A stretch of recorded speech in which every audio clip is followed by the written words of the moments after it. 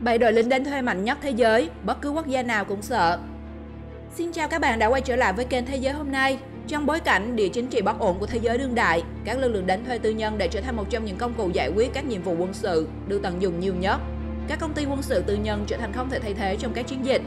Ở những nơi mà lực lượng quân sự truyền thống không thể can thiệp như bảo vệ các tàu thuyền khỏi cướp biển, tiêu diệt trang rết của các tổ chức khủng bố ở nước khác, hay những chiến dịch quân sự quy mô hơn.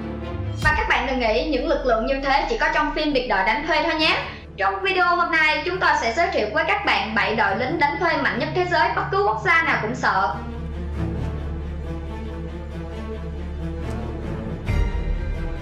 Bảy, Northbridge Service Group.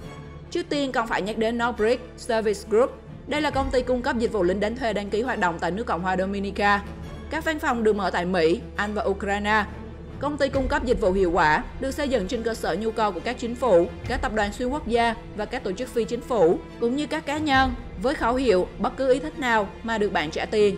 Chính vì thế, các lính đánh thuê Northbridge có thể làm nhiệm vụ giúp đỡ những cơ quan bảo vệ pháp luật trong cuộc chiến chống khủng bố, vận chuyển ma túy, tội phạm có tổ chức và tìm kiếm thông tin trái phép. Hỗ trợ trong lĩnh vực an ninh hàng hải và bảo vệ tài nguyên thiên nhiên, công ty được thế giới biết đến vào năm 2003 khi đề nghị tòa án của Liên Hiệp Quốc chi 2 triệu đô la để bắt Tổng thống Liberia Charles Taylor, nhưng đề nghị này đã bị bác bỏ bởi nó vi phạm pháp luật.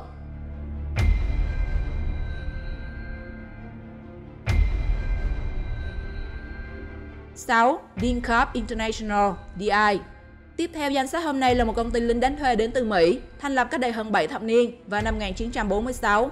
DynCorp International ban đầu là một hãng chuyên với dịch vụ vận chuyển hàng không. Đến nay, DI đã thâm nhập vào nhiều lĩnh vực khác nhau như hỗ trợ đào tạo và thực thi pháp luật cho quân đội Mỹ. Chịu trách nhiệm tư vấn dân sự và giải quyết hậu quả sau tình trạng khẩn cấp, duy trì các hoạt động hậu cần và dịch vụ bảo trì kỹ thuật với hơn 96% trong tổng số các hợp đồng là đơn đặt hàng từ các cơ quan trực thuộc chính phủ Mỹ. Ngay từ đầu thập niên 50 thế kỷ trước, công ty DI đã ký hợp đồng cung cấp dịch vụ cho quân đội Mỹ trong cuộc chiến trên bán đảo Triều Tiên qua việc duy tu, bảo trì tên lửa đối đất không lớp White Sands. Từ đó đến nay, Lầu Năm Góc luôn nằm trong danh mục bạn hàng lớn nhất của DI. DI cung cấp những dịch vụ thiết yếu cho lực lượng vũ trang Hoa Kỳ hoạt động ở khắp nơi trên thế giới như Bolivia, Bosnia, Somalia, Angola, Haiti, Colombia, Kuwait, Kosovo.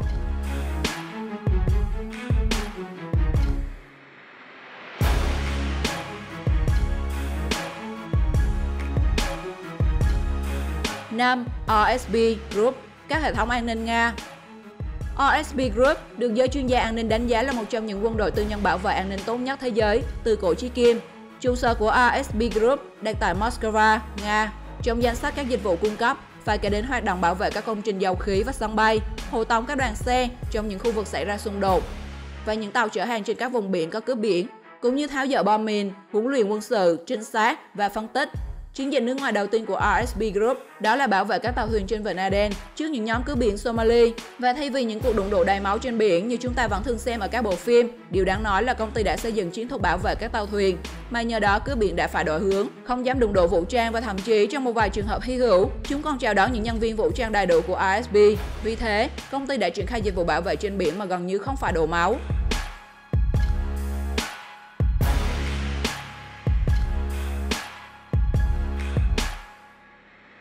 4. Aegis Defense Service.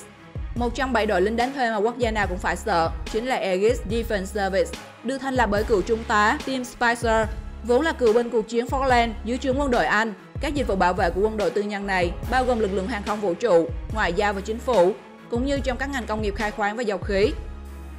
Aegis Defense Service phần lớn làm thuê cho Mỹ, Liên Hiệp Quốc và vô số công ty dầu khác. Họ có hơn 20.000 nhân viên, nhưng có lẽ công ty này nổi tiếng với loạt video từ năm 2005. Trong đó cho thấy lực lượng của Aegis bắn vào dân thường Iraq. Và mặc dù ban lãnh đạo công ty không thừa nhận sự dính líu của công ty vào vụ việc, nhưng Lầu Năm Góc vẫn tạm thời dừng hợp tác với Aegis khi ấy.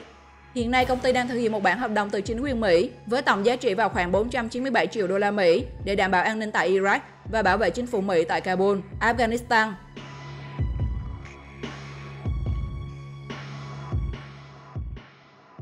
3. MPRI International Inc. Một trong những tay tổ của thị trường đâm thuê và chém mướn thế giới còn phải kể đến là MPRI Military Professional Resources Inc. Một công ty do các cựu tướng lãnh của Toàn ngũ giác đài nắm đầu.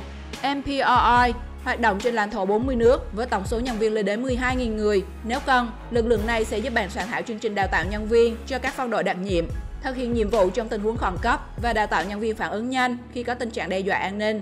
Ngoài ra, trong lĩnh vực thương mại quân sự, MPRI còn đặt hàng, mua và vận chuyển các loại vũ khí.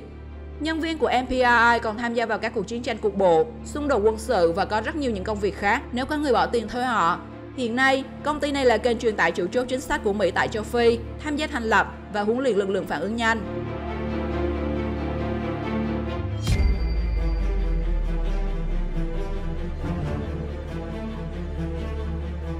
Hai, G4S, Group for Security.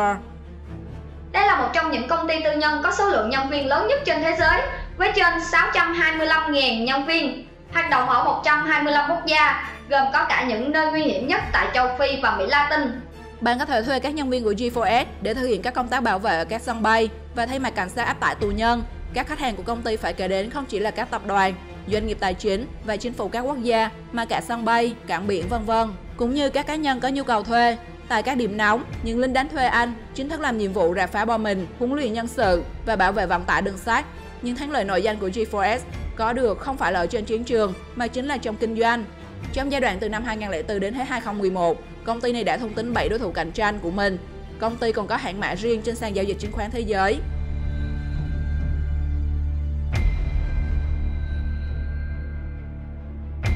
Một, Academy.